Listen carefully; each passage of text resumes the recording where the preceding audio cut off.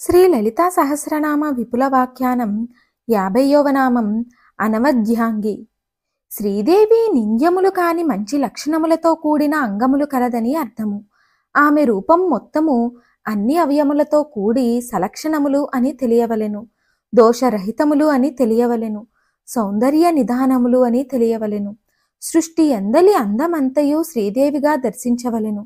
అందమును ఆరాధనము చేయుట వలన ఉపాసకుని యందు కాలుష్యము తగ్గును, చైతన్యము ఉబుకును. పొంగిన చైతన్యము ముఖమునందు, పాదములయందు, హస్తములయందు, ప్రత్యేకించి దర్హాసమునందు, చూపులయందు గోచరించును. శ్రీదేవి ఉపాసకుడు దేవీ సౌందర్యంతో కలకలలాడుచుండును. అతని కన్నులు చూపరులను ఆకర్షించును. అతని నవ్వు మాట ఎదుటివారిని ముగ్ధులను చెయ్యును. అతని పాదములు, హస్తములు కోమలముగా ఉండును. గులాబీ వర్ణముతో అందముగా ఉండును, సుకుమారంగా ఉండును. అతని దేహఛాయ క్రమశః పెరిగి నిమ్మపండు ఛాయ వలె కాంతివంతముగా ఉండును. అతడు అన్ని విధములా సుకుమారుడిగా దీప్తించును. అతడు దేవీ పుత్రుడుగా జీవించును. కేవలం శ్రీదేవియే ఉపాసకుని రూపంగానున్నదని తెలియవలెను. శ్రీరాముడు, శ్రీకృష్ణుడు అట్టి దివ్యమూర్తులు వారు త్రిమూర్త్యాత్మకము అయిన అమ్మ రూపమే. అందమును ఆరాధించుటంలో ఇట్టి వైభవం ఉన్నది. అందమును చూచి ఆరాధించకపోగా కామించుట దౌర్భాగ్యము, పతన కారణము.